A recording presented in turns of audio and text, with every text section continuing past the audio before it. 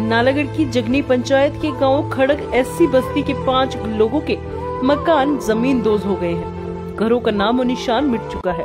यह मकान 4 दिन पहले दरारें आने पर खाली कर दिए गए थे।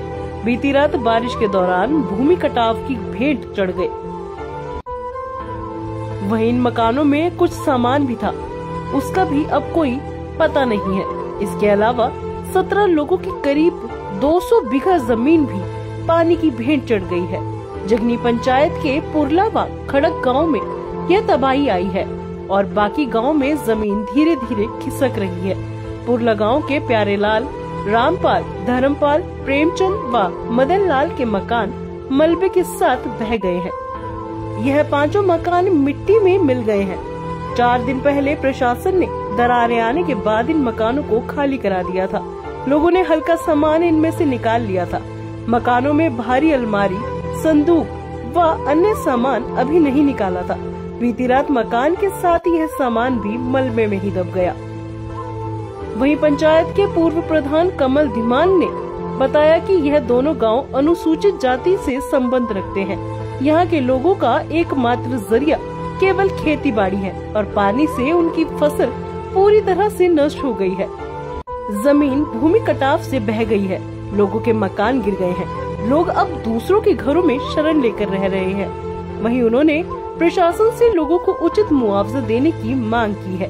पंचायत प्रधान सरस्वती देवी ने बताया कि पुरला व खड़क गांव में जमीन व घरों को नुकसान हुआ है। उन्होंने जिला प्रशासन से इस गांव का दौरा करके प्रभावितों को मुआवजा देने की मांग की है और साथ ही बाकी गांव का भी निरीक्षण करने की मांग की है। कमलचंद, पूर्व प्रधान जगनी। और यहाँ जो स्लाइड हुआ है गांव खड़क, पुरला और खोबला, वैसे तो हमारे 10 गांव है पंचायत के, 10 गांव में स्लाइड आ चुका है। और जो ये पुरला, इसमें जितने भी मकान थे सब, मतलब एससी बस्ती के 5-6 मकान थे, वो सब चले गए। और यहाँ के जो लोग हैं बेचारे गरीब आदमी हैं, इनका कोई वो नहीं है, खेती बाड़ी पे जो था वही है।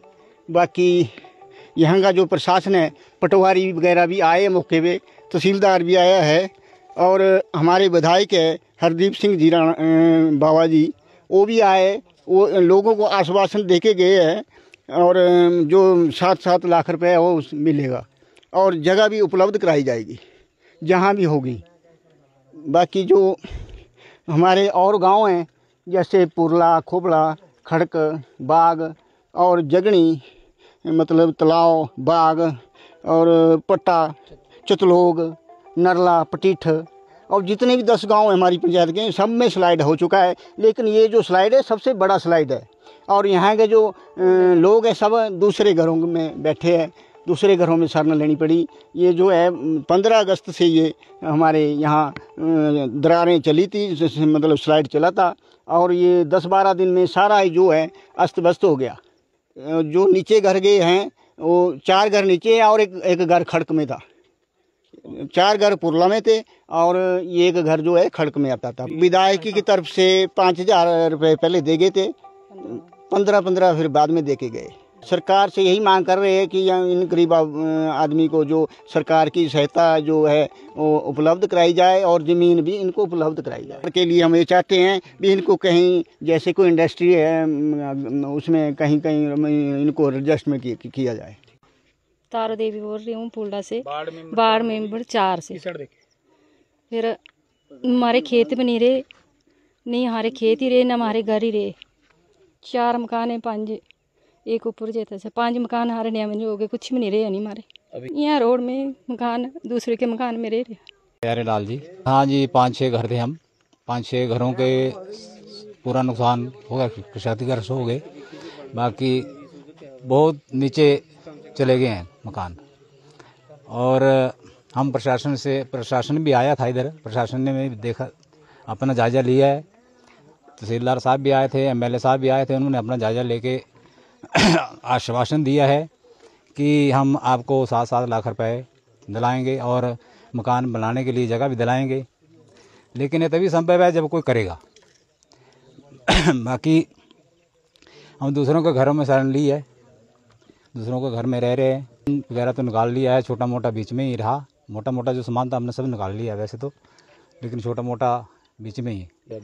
इससे समझो 10 गाँव जो गोलजमाला तक गई है। तो वैसे जो ये पंचायत के गाँव है इसमें 10 गाँव है। आने जाने का रास्ता भी बंद है। एकमात्र यही रास्ता था जो मेन था, बाकी आने जाने के लिए और जगह भी स्लाइड हुआ है। आने जाने के लिए जो पैदल रास्ते तो भी बंद है, सुविधा नहीं है। बाकी जैसे आपने देख लिया, आप तो आए पार से। हम शासन से या सरकार से भी यही मांग करते हैं कि जो बेरोजगार है इनको कहीं रोजगार दिलाया जाए, कंपनी वगैरह में फिट किया जाए। कहीं भी ज़मीन का जो है जल्द से जल्द प्रबंध किया जाए ताकि हम कहीं और जगह नए मकान बना सकें। मैं जगनी पंचायत से बोल रहा हूँ। हमारे गांव पट्टा में रेडी गांव है और वहाँ पे जो है मकान गिरने की कगार पर हैं और वहाँ पे कोई प्रशासन भी नहीं आता है, ना कोई सुनता है।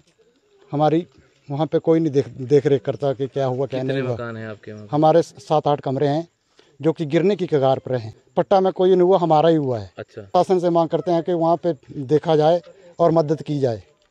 और वहाँ पे सामान उठाने के लिए भी कहीं रखने के लिए जगह भी नहीं है। अभी डर के साया में जी रहे हैं, मर भी सकते हैं।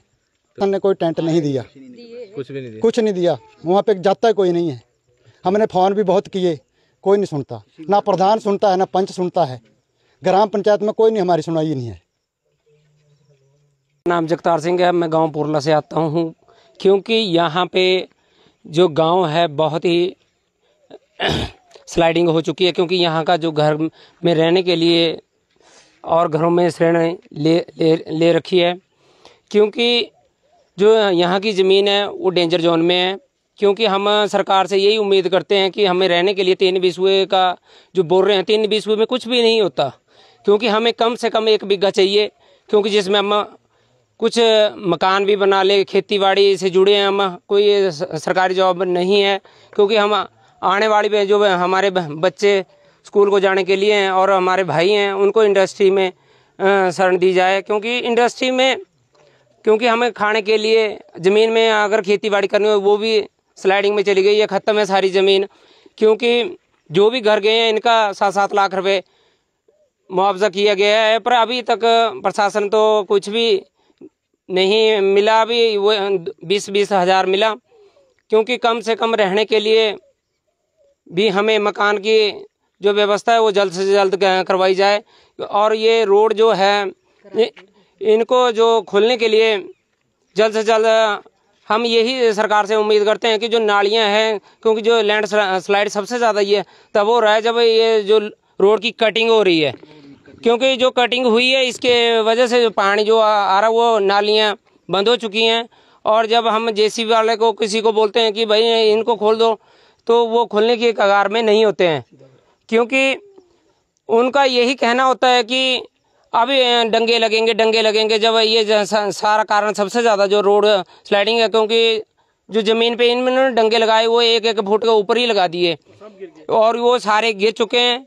क्योंकि हमारी सरकार से यही मांग है, अगर हमने रोड का काम लगाया हुआ तो उसको कंप्लीट 1 किलोमीटर कंप्लीट किया जाए, उसके आगे 1 किलोमीटर लिया जाए। क्योंकि ये जैसे ही इसका गुजरट्टी टू गोलजमाला तक ये रोड है तो इसकी कटिंग सारे कर दी है। यहाँ से लेके नालागढ़ तक सारा रोड बंद पड़ा हुआ। अगर हमें इमरजेंसी हो जाए तो हमें 4 पाइपें लेके जाना पड़ता है। क्योंकि मैं यही चाहता हूँ सरकार से कि जल्द से जल्द इसका निवारण किया जाए। धन्यवाद जी। मेरा नाम राजकुमार है और सर हमारे यहाँ पे 5 घर थे जो फुल डैमेज हो चुकी है। उनकी ज़मीन भी सारी ख़त्म हो चुकी है और 3 घर हमारे नीचे बचे, वो भी खतरे की निशानी पर है। और तहसीलदार पटवारी साहब, MLA साहब भी आकर गए और उन्होंने जो 3 घर नीचे बचे उन्होंने उसमें डाल दिया, क्या बोलते, रेड जोन में। तो बोलते जी अभी आपके मकान खड़े हैं और आपको खतरा अभी कोई नहीं। वैसे हम दूसरी जगह शिफ्ट हो गए, वहाँ से सारा सामान हमने निकाल दिया, पर लेकिन अभी भी खतरा बहुत है। पर जो यहाँ से ज़मीन गई, लैंडस्लाइड हुआ, ये कम से कम भी 2 किलोमीटर की रेंज में है और चौड़ाई इसकी कम से कम भी कोई 1.25 किलोमीटर की रेंज में है। तो ताकि हम सरकार से यही उम्मीद करते हैं कि हमारे को जल्द से जल्द कोई भी सहायता की जाए और हमारे को यहाँ रहने के लिए कोई जगह बची नहीं है। कल दिन अगर यहाँ हम रहते भी है तो यहाँ सब खतरा ही खतरा है। शासन से एक मांग और है, जो हमारा रास्ता है ये भी क्लियर नहीं है। कोई बीमार हो गया और कोई हमने राशन लेना है तो जाने के लिए कोई रास्ता नहीं है। एक दिन यहाँ लड़का एक एमरजेंसी रात को हम कोई 11 बजे लेकर गए 4 पाई के ऊपर, यहाँ से कम से कम 3 किलोमीटर ऊपर पैदल 2 बजे पहुँचे वहाँ पे, तो वहाँ से स्वारघाट से गाड़ी मंगवाई तब जाके उसको यहाँ से भेजा गया। तो हमसे प्रशासन से ये उम्मीद करते हैं कि कम से कम हमारा रोड जो है थोड़ा चलने लायक हो जाए, ताकि हम लोग अपनी जो भी मजबूरियाँ उनको हल कर सके।